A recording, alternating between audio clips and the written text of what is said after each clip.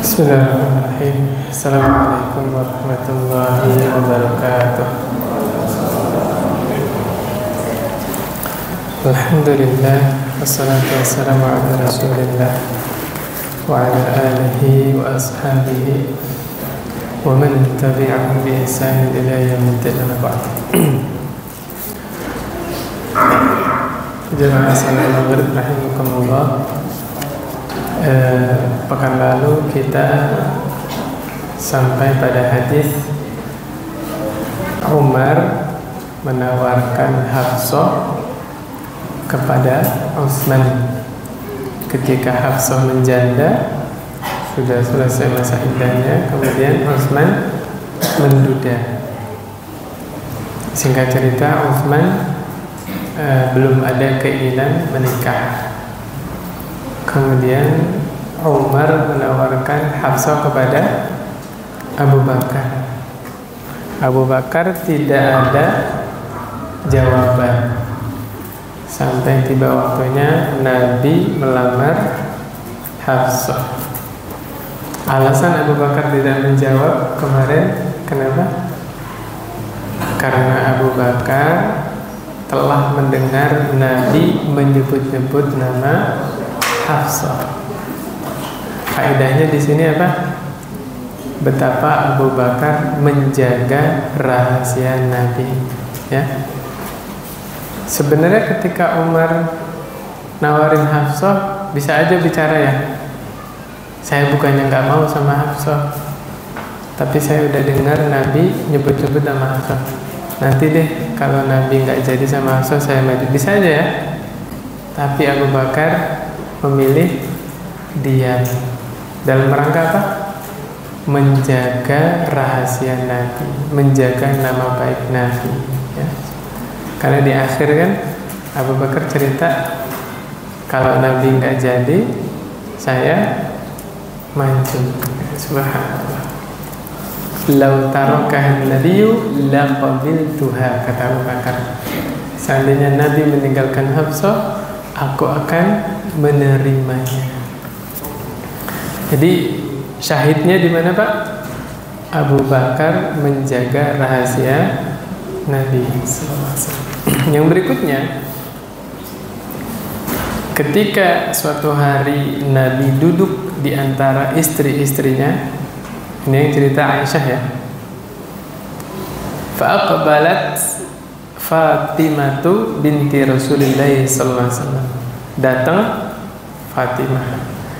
Aisyah menceritakan, tamshi ma tukhti'u misyatuha min misyati Rasulullah sallallahu alaihi wasallam syai'an. Fatimah itu datang, jalannya itu plek sebagaimana jalannya Rasulullah sallallahu alaihi wasallam, ya, Masya Allah. Memang biasanya anak perempuan dekatnya sama siapa? Sama bapaknya.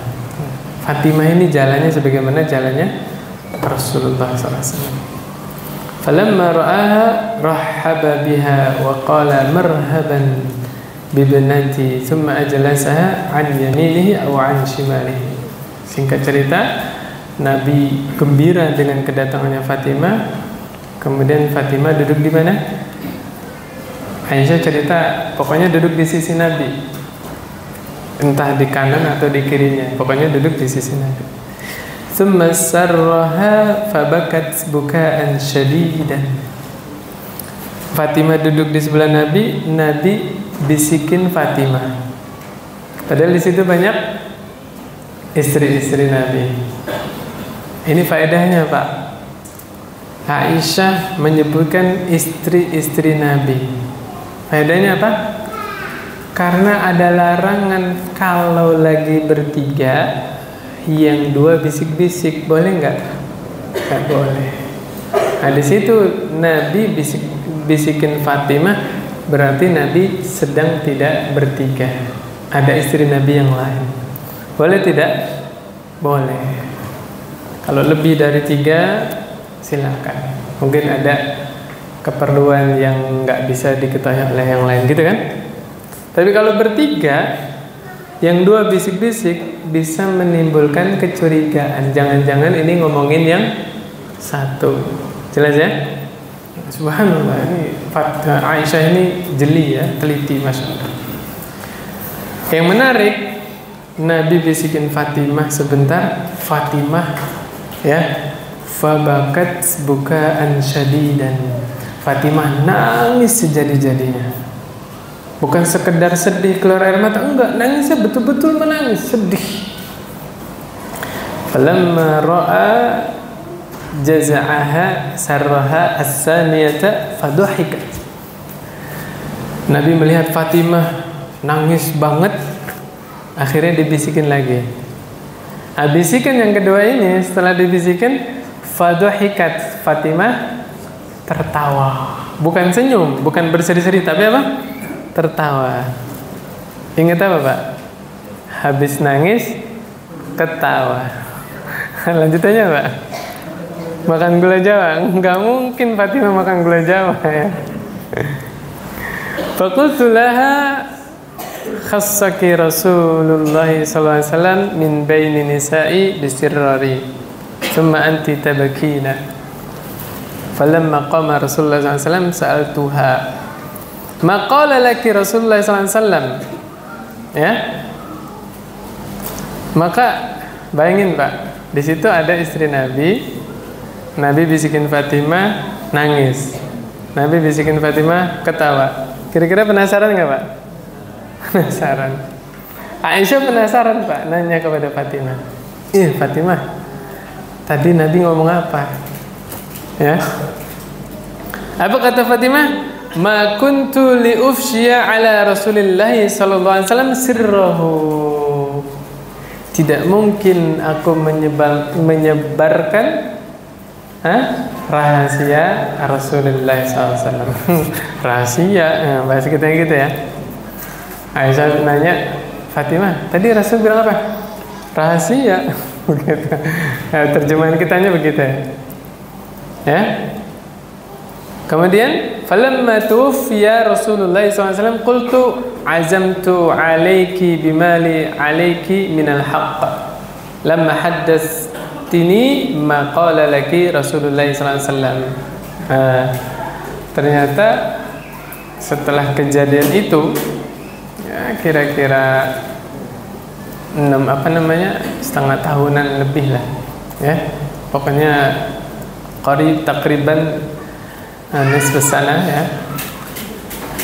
Nanya lagi Aisyah pertanyaan yang sama.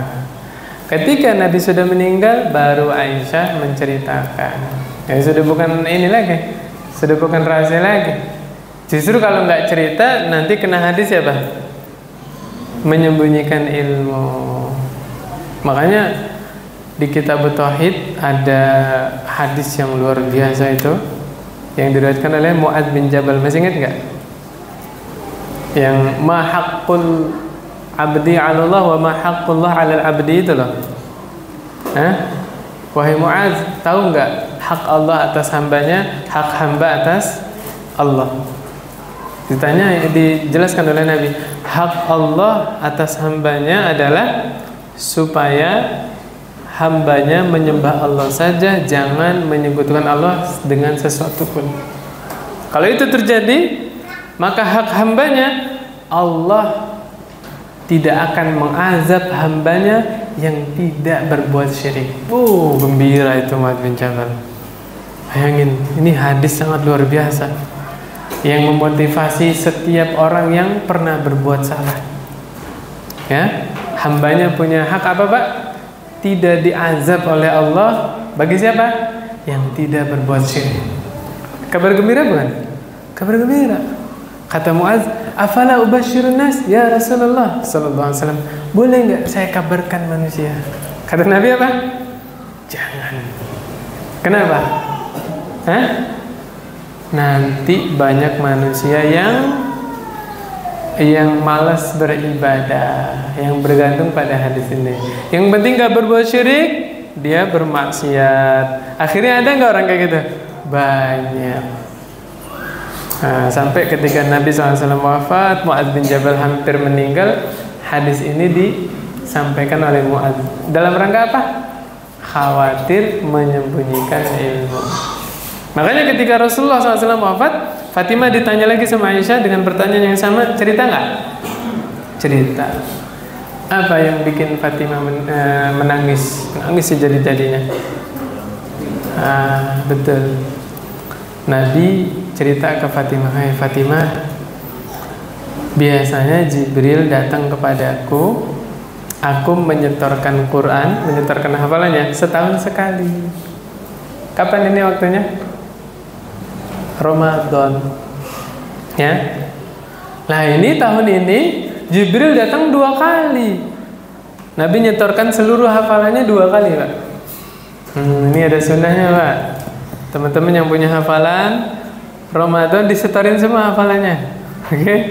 Berapapun, ada yang 1 juz, ada yang 2 juz, 5 juz, setorin semua Ramadan.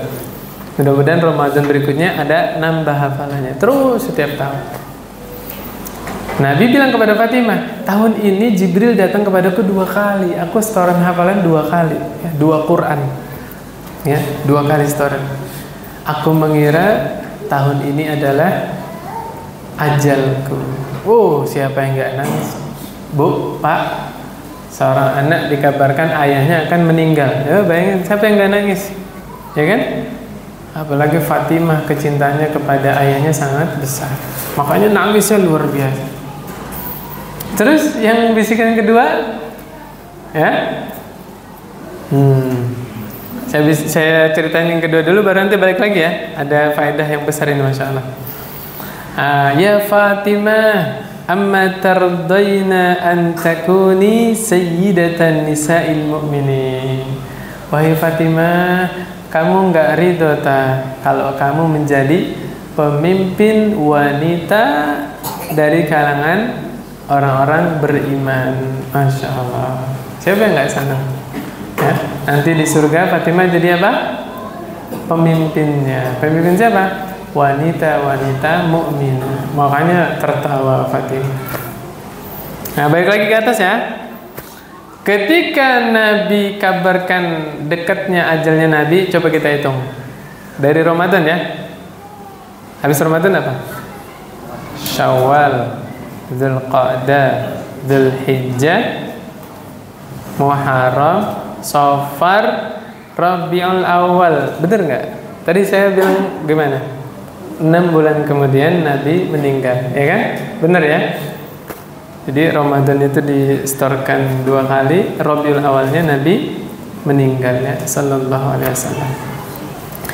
Nah, yang menarik di sini ya, coba kalau teman-teman disalahkan oleh saudara kita, salafi itu istilah dari mana? Bukankah salafi itu istilah bid'ah juga? Istilah baru, nah, bahasanya ke sana lah ya. Mana ada dulu sahabat ngaku-ngaku ana salafi, bahasanya kan ke sana. Bisa jawab nggak? Kalau ada orang yang bilang begitu, sebutkan satu sahabat yang bilang ana salafi gitu. Ada nggak? Nah, ini hadisnya nih. Ketika Nabi mengabarkan dekatnya ajalnya Nabi bilang begini, fattaqillaha wasbiri. Wahai Fatimah, bertakwalah engkau kepada Allah dan sabarlah. Fa innahu ni'mas salaf ana laki. Sesungguhnya sebaik-baik salaf untukmu adalah aku. Ternyata ada hadisnya nggak? Ada. Istilah salaf itu sudah ada hadisnya. Dan salaf kita yang paling pertama, yang paling terdahulu siapa? Nabi Muhammad sallallahu alaihi wasallam. Jadi salaf itu artinya apa? Pendahulu. Ya punten ini ya. Orang yang sudah meninggal disebut apa? Salaf. Maka keliru kalau kita dibilang apa? Orang salaf. Namun saya masih hidup kok dibilang salaf. Salaf itu orang yang sudah meninggal. Nah, orang-orang yang mengikuti para salaf dalam kurung salafus soleh, yang pertama siapa? Nabi Muhammad SAW, para sahabat, kemudian tabi'in, tabi'ut tabi'in, imam yang 4 ya. para ulama hadis, Bukhari, Muslim, Imam Ahmad, An-Nasai, At-Tirmidzi, Ibnu Majah, ya. Semuanya itu disebut apa? Salafi. Kalau tulisan bahasa Arabnya salafiyun atau salafiyatun. Ya, jadi boleh disebut salafi atau salafiyah, itu boleh. Gitu. Jadi istilahnya apa? Kajian salafi, bukan kajian salaf. Kajian salaf mah ya orang-orang yang sudah meninggal, berarti hadisnya itu benar kajian salaf gitu. Jelas ya? Gitu. Jadi itu diantara isim apa? Isim nisbah. Ya, dinisbahkan kepada salafus soleh. Maka orang-orang yang mengikuti salafus soleh, yarhamukallah, disebut apa? Salafi. Kalau jamaknya kan salafiyun itu satu orang, salafiyatun satu orang. Kalau jamaknya salafiyun, ya, ada na, salafiyuna atau salafiyina gitu. Ya, tapi walaupun kita namakan diri kita salafi, orang yang nggak suka sama kita bilangnya apa? Wahabi. Seandainya yang dimaksud Wahabi adalah orang-orang yang menjaga kemurnian agama, ya, menjaga ajaran yang dibawa oleh Nabi Muhammad SAW, saksikanlah saya Wahabi. Seandainya yang dimaksud Wahabi adalah orang yang menjaga kemurnian agama. Nabi nggak kerjain, sahabat nggak kerjain, kita nggak berani ngerjain. Paham nggak maksud saya? Seandainya yang dimaksud Wahabi itu orang-orang yang begitu, saksikanlah saya Wahabi. Selesai. Ya, seandainya yang dimaksud Wahabi seperti itu. Tapi kalau Wahabi itu hanya sekedar tuduhan, orang Wahabi gampang mengkafirkan, orang Wahabi gampang membid'ahkan, mana buktinya? Saya pernah jelaskan yang tentang hadis ini. Umirtu an uqatilan nasa hatta yashhadu an la ilaha illallah wa anna Muhammadar Rasulullah wa iqamis shalah wa ita'iz zakah. Masih ingat itu? Nabi bersabda sallallahu alaihi wasallam, aku diperintahkan untuk memerangi manusia sampai bersyahadat asyhadu an la ilaha illallah asyhadu anna Rasulullah, menegakkan salat, menunaikan zakat, gitu kan? Riwayat yang lain gimana? La yahillu damu mri'in muslim illa bihidat salas. Ya, tidak halal darah seorang muslim, nggak boleh dibunuh seorang muslim kecuali 3 dosa. Apa yang pertama? As-sayyibuz zani, orang yang sudah menikah kemudian berzina. Kemudian an-nafsu bin nafsi, pembunuh. Pembunuh boleh dibunuh. Orang yang sudah menikah berzina boleh dibunuh. Yang ketiga apa? Orang yang murtad, at-tariku lidini al-mufariqu lil jamaah. Saya tanya, apakah dipahami kalau tetangga kita murtad kita boleh bunuh? Tidak boleh. Apakah tetangga kita yang sudah menikah kalau berzina kita boleh bunuh? Tidak boleh. Terus hadis itu gimana? Yang menerapkan hadis itu adalah pemerintah yang sah. Pezina, pembunuh, murtad dibawa ke pengadilan. Yang memutuskan siapa? Hakim. Tuh, mana buktinya? Kalau kita mudah membidah-bidahkan orang, mengkafir-kafirkan orang, coba simak ceramah-ceramahnya. Makanya bedakan antara seorang ustadz menjelaskan teori dengan menjudge atau memvonis perorangan. Contoh, salah satu bentuk kesyirikan adalah menyembah kuburan, sujud kepada kuburan. Sepakat? Terus kalau ada tetangga kita minta ke kuburan, apakah kita mengkafirkan tetangga kita? Tidak. Masih banyak penghalang-penghalang, mungkin dia belum paham, ya kan? Barangkali kalau dikasih tahu langsung berubah, ya enggak? Nah, ini bedakan antara memahami suatu masalah teori dengan menghakimi seseorang. Beda, ya, subhanallah. Insyaallah jelas Pak ya? Gitu. Jadi jangan salah paham. Ya, rata-rata mereka yang menuduh kita macam-macam belum pernah duduk di majelis. Coba duduk di majelis, tanya langsung, ya, Ustadz, maksud Anda begini bukan? Udah pernah belum? Belum pernah. Yang ada apa? Lihat potongan video, potongan ceramah. Ya, Sudah lihat potongannya, dia sendiri yang menyimpulkan. Contoh, kita Salafi memahami Allah bersemayam di atas arsy. Allah tinggi di atas seluruh makhluknya. Allah maha tinggi. Ala wartafa'an. Ya. Nonton potongan ceramah begitu doang. Habis itu mereka menyimpulkan sendiri. Kesimpulannya apa? Kalau Allah di atas arsy, berarti Allah butuh arsy. Tuh yang ngomong begini siapa? Mereka. Gak pernah mereka klarifikasi kepada kita kan? Kita memahami Allah bersemayam di atas arsy, bersamaan dengan itu kita pahami apa? Allah maha sempurna, tidak butuh makhluknya. Seandainya arsy tidak ada, Allah tetap tinggi di atas seluruh makhluknya, ya kan? Nah ini kadang-kadang begitu terjadi kesalahpahaman, nggak ada klarifikasi, ya, nggak pernah duduk bareng, ya, bermajelis atau diskusi dan yang lain-lain. Memahami potongan ceramah kemudian disimpulkan sendiri, ya. La haula wala quwwata illa billah. Kemudian berikutnya ada hadis cerita, ya, Anas bin Malik lagi main sama beberapa teman-temannya. Ana al'abu ma'al ghilman. Kemudian Nabi SAW datang salam kepada Anas bin Malik. Assalamualaikum. Waalaikumsalam. Ya, kepada Anas bin Malik dan teman-temannya. Sehingga Nabi mengutus Anas bin Malik terhadap suatu urusan. Ya.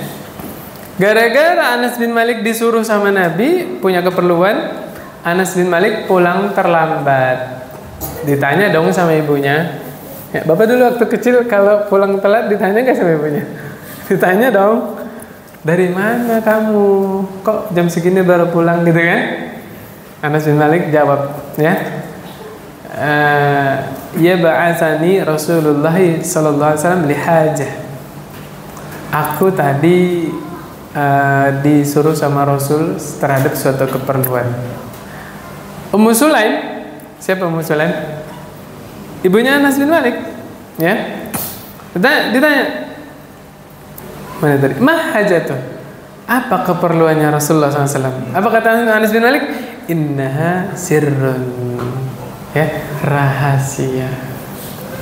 Coba ibu-ibu kalau nanya ke anaknya, terus anaknya bilang rahasia. Ibunya bilang apa? Rahasia. Tahu nggak?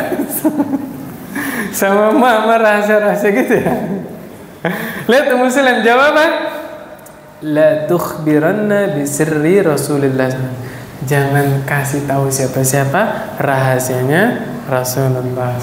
Tuh, tahu, punya adab, ya. Subhanallah. Ahadan, jangan kasih tahu siapa saja. Wallahi law haddatstu bihi ahadan la haddatstuka bihi ya Thabit. Ya. Seandainya Anas bin Malik itu pengen cerita, ya ceritain rahasianya Rasulullah SAW, pasti Anas bin Malik cerita kepada siapa? Thabit. Ya, subhanallah. Jelas Pak ya? Ini masih bahas apa? Pentingnya menjaga rahasia, ya. Apalagi rahasia keluarga, rahasianya istri, rahasianya orang tua, mertua, apalagi rahasia diri pribadi masing-masing. Ingat gak kemarin saya ngejelasin mujahir? Masih bayangin ikan? Enggak ya? Yang dimaksud mujahir di situ apa? Terang-terangan berbuat dosa. Nabi merekomendasikan, kullu ummati mu'afan. Setiap umatku akan Allah maafkan, akan Allah ampuni. Setiap umatku, kata Nabi. Illal mujahir, kecuali mujahir, orang yang terang-terangan berbuat dosa. Ya. Makanya Bapak Ibu punten nih, kalau ada orang misalnya apa, marbot lah atau OB lah, diem-diem ngerokok, rokoknya di kamar mandi. Nah, Bapak selaku atasan tahu tuh, habis OB pakai kamar mandi keluar, Bapak masuk, ih bau tembakau, misal, jelas banget ya. Itu jangan dicari-cari kesalahan Pak. Dia sudah sembunyi-sembunyi berbuat kemungkarannya, ya nggak? Nah itu urusan dia dengan Allah. Yang kewajiban kita mengingkari itu kalau terang-terangan dia di depan kita berbuat pelanggaran, amar ma'ruf nahi munkar. Alhamdulillah kamar mandi sini ada tulisan tuh, iya Pak, dilarang merokok. Kayaknya ada kasus ngerokok di kamar mandi itu. Ya udah cukup, itu sudah amar ma'rufnya DKM itu sudah. Alhamdulillah. Kalau ada orang tetap ngelanggar, itu urusan dia dengan Allah Subhanahu wa taala. Masa mau dipasang CCTV di kamar mandi? Kan nggak mungkin, ya kan? Itu sudah amar ma'rufnya DKM, sudah bagus itu. Ada bacaan ya. Dilarang merokok di kamar mandi. Udah bagus itu, ya. Subhanallah. Termasuk mujahir siapa Pak? Yang tadi malam berbuat dosa, pagi harinya atau siangnya cerita ke temennya, fa'altul bariha kaza wa kaza. Lu tahu nggak? Semalam gue bilang gue bikin begini. Nauzubillah. Allah sudah menutup aib, ya. Orang lain nggak tahu kita buat dosa, udah jaga nama baik sendiri.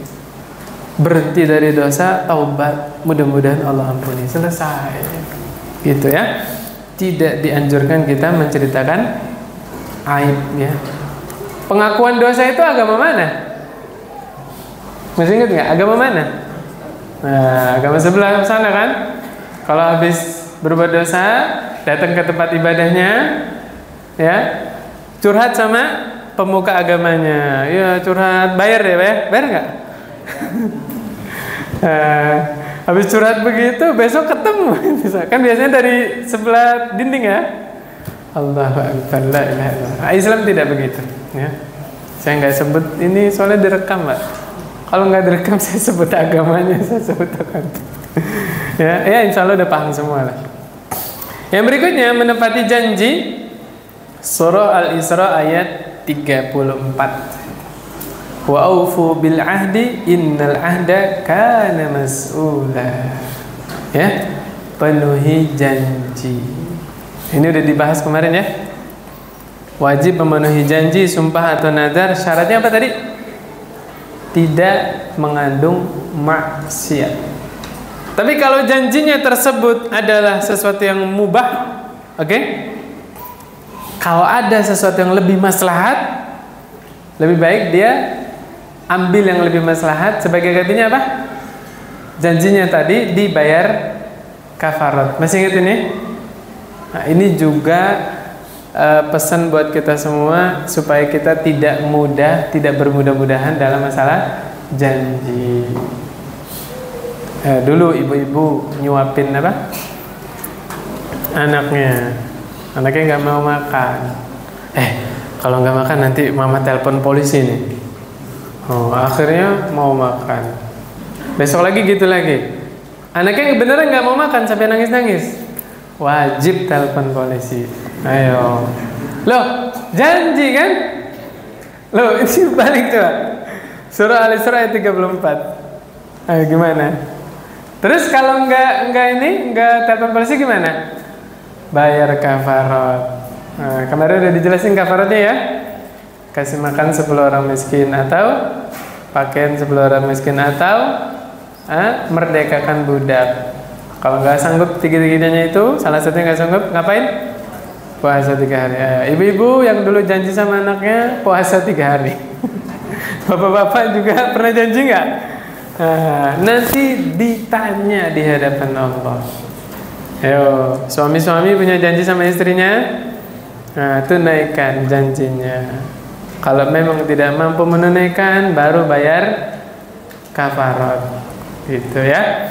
Tapi kalau janjinya mengandung maksiat, tidak boleh ditunaikan. Sebagai ganti langsung bayar kafarat. Bagaimana contoh? Nazarnya itu mubah, tidak mengandung apa? Tidak mengandung maksiat, tapi ada yang lebih maslahat. Contohnya apa? Misalnya suaminya menjanjikan kepada istrinya, kalau istrinya khatam Quran selama Ramadan 5 kali, diajak jalan-jalan ke Turki. Boleh nggak? Boleh. Negeri Muslim ya, Turki boleh. Dihitung-hitung ongkos, mendingan ke Mekah sekalian umroh gitu kan? Nah, ini ada yang lebih maslahat ya. maka mendingan suaminya ini umroh bareng sama istrinya, tapi sebagai ganti dia tidak menepati ke Turkinya kan, bayar kafarot. Jelas? Ya, itu salah satu contoh ya, salah satu contoh. Kalau sumpah, janji atau nadar sesuatu yang tidak mengandung maksiat, tapi ada yang lebih maslahat, Nabi menyarankan ambil yang lebih maslahat tadi, sebagai ganti sumpahnya tadi dibayar kafaratnya.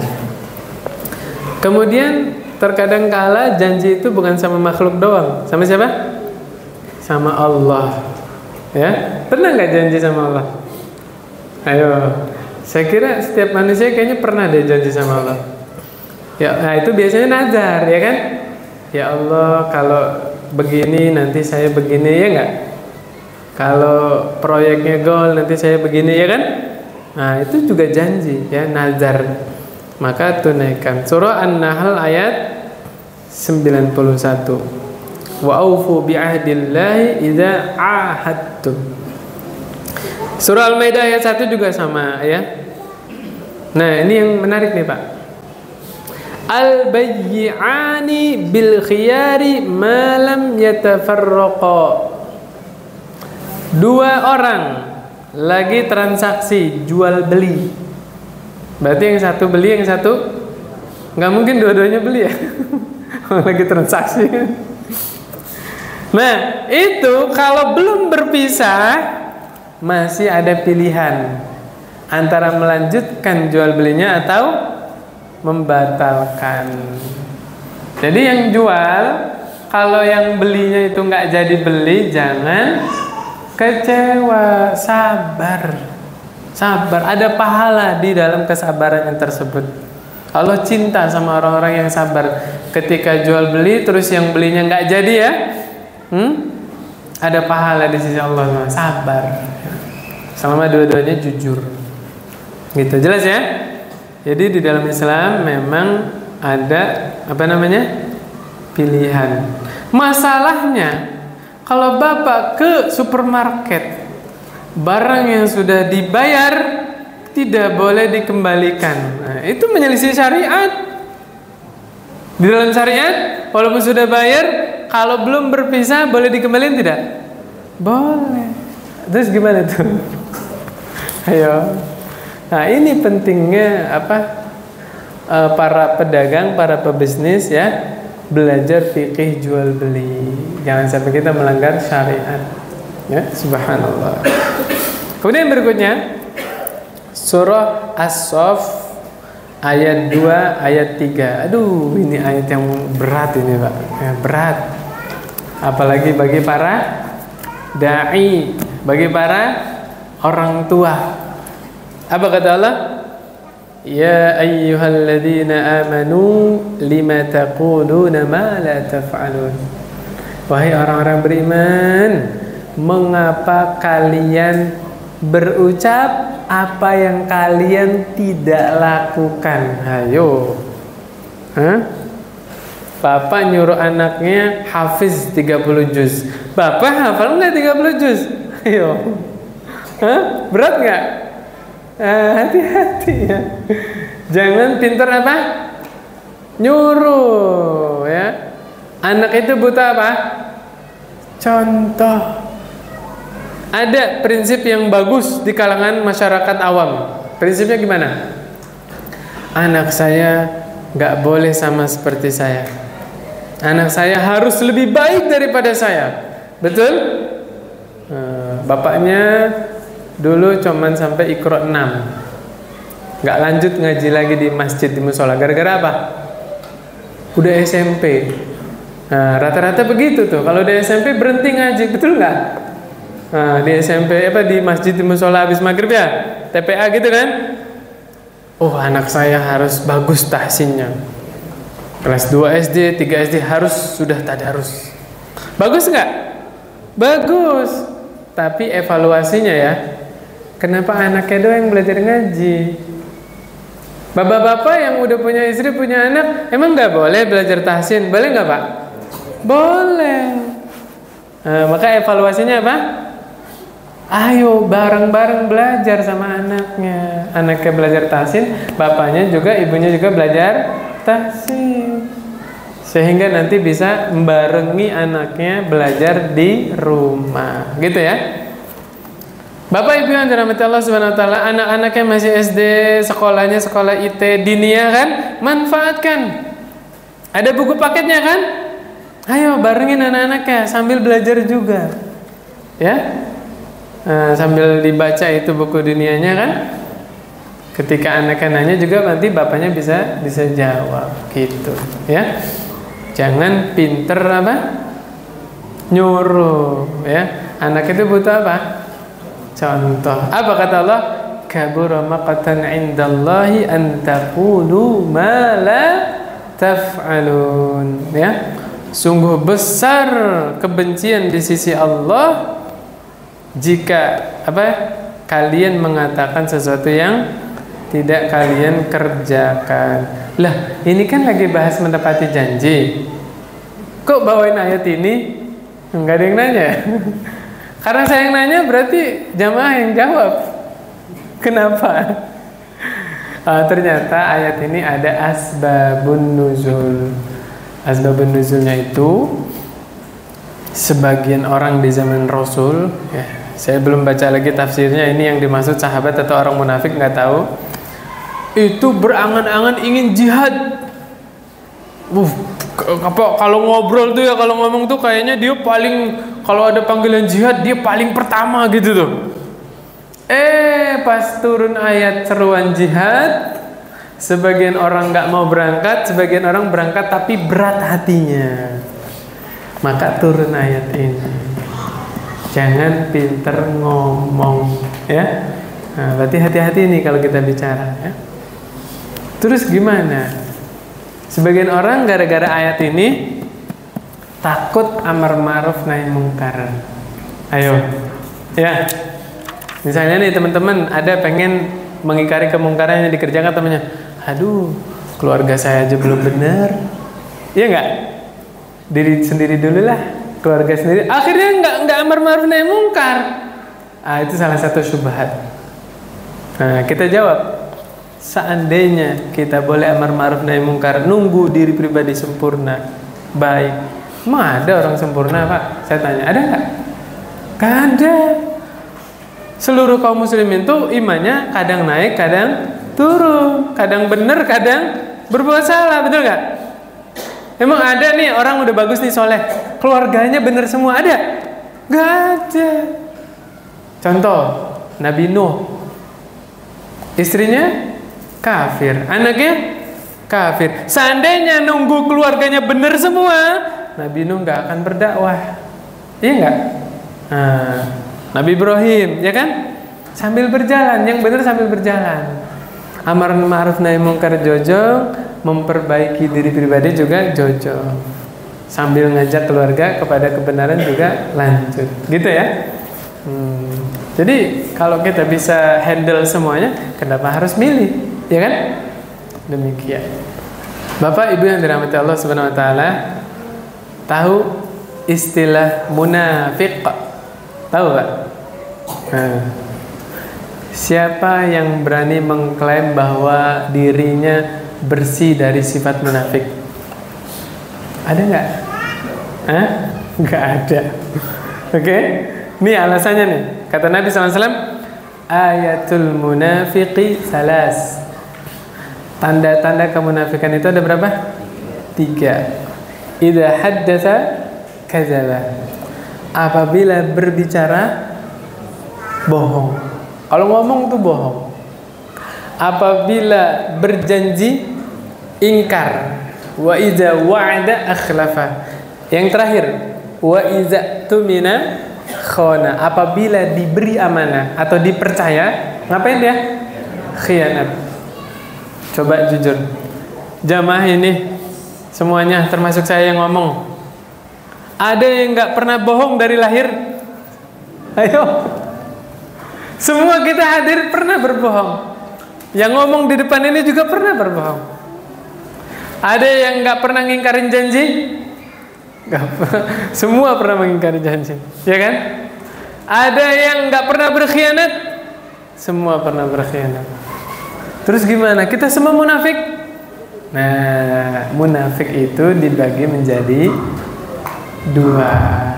Ada nifak i'tiqadi, nifak amali. Munafik itu orangnya, perbuatannya apa? Nifak. Oke? Nifak i'tiqadi itu nifak akbar, yang pada hakikatnya dia itu kafir, Pak. Menampakkan keislaman di lahirnya, zahirnya, kelihatannya, tapi hatinya itu benci terhadap Islam. Paham? Ini nifak i'tiqadi, Pak. Pada hakikatnya dia orang kafir. Contohnya orang-orang munafik di zaman Nabi Muhammad SAW. Zaman sekarang ada nggak? Ada. KTP Islam, tapi kalau bicara, kalau membuat kebijakan merugikan kaum muslimin, itu jelas-jelas seorang munafik. Jelas, Pak, maksud saya. Ya, cari sendiri contohnya ya. Nanti jadi ribut lagi. Cari sendiri contohnya. Saya ulangi ya. Orang munafik di zaman sekarang siapa, Pak? Yang KTP-nya Islam, tapi perilakunya, bicaranya, tindakan kebijakannya merugikan kaum muslimin. Justru berpihak kepada orang-orang kafir. Paus datang, disambut, dicium kepalanya. Dr. Zakir Naik mau datang, ditolak. Kita ngomongin negara tetangga ya. Oke, negara tetangga. Ada tidak yang seperti itu? Ada. Allahu Akbar, la ilaha illallah. Kajian-kajian yang menjelaskan syariat Islam, akidah fikih dibubarkan. Gereja dijaga. Allah karim, la ilaha. Ya, nilai sendiri aja. Saya tidak menyimpulkan apa-apa. Saya hanya menyatakan realita, iya nggak? Kenyataan kan? Nah, kesimpulannya teman-teman sendiri simpulkan. Gitu. Adapun yang kedua, nifak amali, nifak asghar ya. Hampir seluruh kaum muslimin dihinggapi sifat munafik. Tapi kita jangan tenang dengan sifat tersebut, Pak. Kita yakini dusta itu dosa besar, khianat itu dosa besar, mengingkari janji dosa besar. Sampai ada kafaratnya kan? Kapan waktu kita terjerumus ke dalam dosa tersebut, demi Allah, Pak, wajib bertaubat kalau mau diampuni dosa-dosanya. Gitu, Pak. Ala kulli hal kita berusaha jadi orang jujur. Kapan waktu khilaf, apa tuh khilaf? Kepleset ya, bohong, langsung balik, langsung bertaubat. Kapan waktu khianat, bertaubat, ya, perbaiki kesalahannya. Kalau berkaitan dengan manusia, minta halalnya, tunaikan apa yang menjadi tanggung jawab kita. Jelas, Pak ya? Jadi begitu, ada nifak amali, ada nifak i'tiqadi. Yang hadis berikutnya masih keburu 2 menit. Saya bacain aja lah. Kata Nabi SAW, arba'un man kunna fihi kana munafiqan khalisan. Nah, ini lebih ini lagi, Pak, hadisnya. Lebih ketat lagi. Ada 4 sifat. Kalau 4-4-nya ada pada seseorang, dia munafik tulen. Kalau ada 4-4-nya ya. Berarti kalau ada 1 doang, ya sifatnya dia orang mukmin tapi hatinya sedang berpenyakit. Jelas? Gitu ya? Na'udzubillah nih, Pak, jangan sampai 4-4-nya ada pada diri kita. Kalau ada 4-4-nya dan kita tidak meninggalkan sifat tadi, berarti kita masuk munafik yang tulen, ya, murni munafik. Na'udzubillah. Apa itu? Yang pertama, mana tadi? Iza tumina khana. Apabila diberi amanah, dia berkhianat. Ya. Dipercaya, dia berkhianat. Yang kedua, apabila berbicara, dia dusta. Yang ketiga, apabila berjanji, dia mengingkari. Ini yang keempat nih, Pak. Apabila berdebat, nah, berbantah-bantahan, dia melampaui batas. Ya. Kalau 4-4-nya ini ada pada diri seseorang, na'udzubillah ya. Kalau debat dia nggak mau kalah, Ada nggak orang kayak gini? Hah? Kalau bicara dia dusta, kalau dikasih amanah dia khianat, kalau berjanji mengingkari. Empat-empatnya ada semua. Nabi bersaksi dia salah satu contoh orang munafik yang murni. Na'udzubillah. Sampai kapan dia jadi orang mukmin lagi? Sampai dia meninggalkan keempat sifat tadi. Berubah jadi orang jujur, orang yang amanah, yang menepati janji, tidak membantah berlebihan dalam debat, baru jadi orang mukmin. Jelas Pak ya? Ada pertanyaan masuk ke saya pernah. Tadi kan ayatnya gimana? Kabura maqatan 'indallah an taqulu ma la taf'alun. Sungguh besar kebencian di sisi Allah terhadap orang-orang yang pinter ngomong tapi nggak ngerjain. Gimana hukumnya orang menyebar poster kajian tapi dia nggak datang kajian? Gimana itu? Masuk ke ayat itu nggak? Hah? Secara umum ya. Tapi tetap nanti dirinci. Misalnya kajiannya di Jogja, kajian Indonesia Syafiq misalnya ya, tabligh akbar gitu kan. Kita loyal kan, ya kan? Kita berpihak kan, ikut tuh share. Mudah-mudahan teman-teman saya yang di Jogja hadir gitu. Nah, ini masuk ke ayat tadi tidak? Tidak. Karena apa? Ada uzur.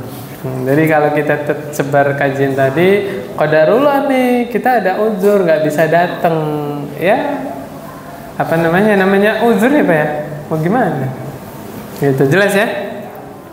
Mirip seperti saya nerangkan keutamaan sholat di Masjidil Haram. Apa namanya, motivasi jamaah umroh, tapi sayanya nggak pernah umroh. Berarti saya kabur maketan. Nah, ini kan dilihat ya, dirinci. Jadi hukum asalnya memang seperti itu. Kalau dia punya kemampuan tapi sengaja tidak mengerjakan, masuk ke ayat tadi. Tapi kalau tadi ada uzur ya, saya memotivasi jamaah untuk umroh, yang ngomongnya nggak pernah umroh, misalnya, ya itu dilihat ininya rinciannya ya, demikian. Jelas insyaallah ya. Secara umum masuk ke ayat tadi, tapi implementasinya ya kembali ke uzur masing-masing gitu. Wallahu a'lam bishawab. Kemudian berikutnya, ini ada hadis dari Jabir ya, bahwa Nabi dulu pernah janji kepada Jabir, nanti kalau datang harta dari Bahrain itu dari negara yang udah dari zaman Nabi sudah ada ya, Masya Allah. Di hadis ada namanya Bahrain. Sekarang ada? Masih ada, Masya Allah ya. Lawan Indonesia menang mana? Di zaman Nabi ada ya. Kalau datang harta dari Bahrain, Nabi janji ke Jabir, nanti aku kasih ke kamu segini. Subhanallah, sampai Nabi meninggal harta dari Bahrain belum datang Pak. Entah zakat atau gimana ya. Di masa Abu Bakar harta tersebut datang. Abu Bakar bilang, ayo siapa dulu yang dijanjikan oleh Rasul dibagi harta dari Bahrain. Masya Allah. Akhirnya Jabir datang kepada Abu Bakar. Jabir bilang, dulu Nabi SAW pernah janji mau ngasih saya sekian. Masya Allah Pak, itu dinar itu diambil sama Abu Bakar, ini Pak, seraup, bayangin, koin emas seraup dikasih ke Jabir. Jabir hitung, ada 500 Pak. Telapak tangan orang Arab kan gede. Jangan disamain sama telapak kita. Dihitung ada 500. Kata Abu Bakar, ambil 2 kali lipatnya ini. Masya Allah. Ini dalam rangka apa? Sampai Nabi SAW meninggal pun Abu Bakar berusaha menunaikan janji yang pernah diucapkan oleh Nabi Muhammad SAW. Subhanallah. Kemudian yang berikutnya perintah memelihara kebaikan yang biasa dikerjakan. Bahasa simpelnya apa Pak? istiqomah. Ayatnya yang pertama Ar-Ra'd ayat 11. Ini panjang ini, kalau kita bahas sampai 1 jam bisa kajian ini, satu ayat ini. Innallaha la yughayyiru ma biqaumin hatta yughayyiru ma bi anfusihim. Saya bacain terjemahnya aja ya. Pengen penjelasannya cari sendirilah. Nanti besok dibawa ke sini boleh. Apa namanya, pekan depan kita bahas di sini. Sesungguhnya Allah tidak akan merubah nasib suatu kaum sampai kaum tersebut merubah nasib mereka sendiri. Bener gak? Kajian ini sampai panjang bisa dibahas. Karena yang dibahas tentang apa? Takdir. Luar biasa itu bahasan tentang takdir, itu gak ada habis-habisnya ya. Ala kulli hal, yang ingin saya sampaikan intinya gini, Allah sudah menetapkan ya, di antara kaidah takdir ya, Allah takdirkan di alam semesta ini sesuatu, semua yang terjadi di alam semesta ini ada apa Pak? Sebab akibat. Ya kalau bahasa logikanya begini, kalau mau kaya ya kerja, berusaha gitu ya. Jangan diem aja di rumah, kecuali anak orang kaya dapat warisan, lain cerita ya. Ini bahasanya logikanya. Kalau kita pengen dapat sesuatu, ya berusaha, gitu kan? Kembali ke ayat ini, gitu ya. Sama seperti orang baik, ya. Sebagian orang itu harus berusaha dulu jadi orang baik. Mana dalilnya? Kata Nabi SAW, Innamal ilmu bita'allum. Sesungguhnya ilmu itu didapatkan dengan apa? Belajar. Kalau mau paham, mau ngerti, ya belajar, bukan diem aja. Gak mau datang ke pengajian, gak pernah mondok, gak pernah baca buku agama, tiba-tiba berfatwa, ada nggak? Ada, ya, pengen dihormati di tengah masyarakat. Allahu Akbar, la ilaha illallah. Kemudian lanjutan hadis apa? Innamal hilmu bitahallum. Sesungguhnya kesantunan itu dengan dibiasakan menjadi orang santun. Jadi bisa diusahakan, Pak. Ya. Udah dibantah sama Nabi orang-orang yang bilang apa? Saya mah orangnya begini. Kalau orang-orang dari daerah ini ya memang begini wataknya, nggak bisa. Karena Nabi sudah bilang apa? Kelemah lembutan, kesantunan itu bisa diapain, Pak? Bisa diusahakan. Dengan apa? Dibiasakan, ya. Dulu kalau lewat ada orang dia mau lewat bilang apa? Awas, awas, awas. Diajarin, Boyo kalau mau lewat bilang permisi, punten. Bisa nggak Pak? Bisa. Tiap hari dibiasakan, permisi, ya kan? Punten. Bisa nggak? Bisa. Gitu ya. Jadi sudah dipantau oleh Nabi SAW. Kemudian ayat berikutnya, ayat tentang istiqomah, surah An-Nahl ayat 92. Dari tadi kita sebut surah An-Nahl ya. Penasaran nggak? Nah, nanti sampai rumah buka surah An-Nahl, baca itu dari ayat pertama sampai terakhir, baca terjemahannya. Masya Allah. Di antaranya di situ ada cerita tentang apa? Lebah, ya. Bagaimana orang mukmin itu mengambil pelajaran dari apa? Dari lebah, ya. An-Nahl, sampai Allah jadikan nama surat, ya. Subhanallah. An-Nahl. Coba dibuka ya. Kata Allah Subhanahu wa taala, وَلَا تَكُونُوا كَالَّتِي نَقَضَتْ غَزْلَهَا مِنْ بَعْدِ قُوَّةٍ أَنْكَاثًا. Ya, min ba'di quwwatin ankatha. Jangan kalian menjadi seperti seorang wanita yang membongkar apa? Rajutannya atau tenunannya, ya, yang setelah dipintal jadi kuat, tadinya benang dipintal jadi apa? Kain yang kuat. Bukannya dipakai buat nutup auratnya, malah dibongkar lagi. Itu permisalan orang-orang yang dulu istiqomah, dulu rajin ibadah, kemudian balik lagi menjadi orang rusak. Nauzubillah. Allah perumpamakan seperti apa? wanita yang membongkar kainnya yang sudah jadi kuat, dibongkar lagi jadi benang. Jangan seperti itu. Insya Allah kita lanjutkan pekan depannya. Subhanakallahumma wa bihamdik, asyhadu an la ilaha illa anta, astaghfiruka wa atubu ilaik. Assalamualaikum warahmatullahi wabarakatuh.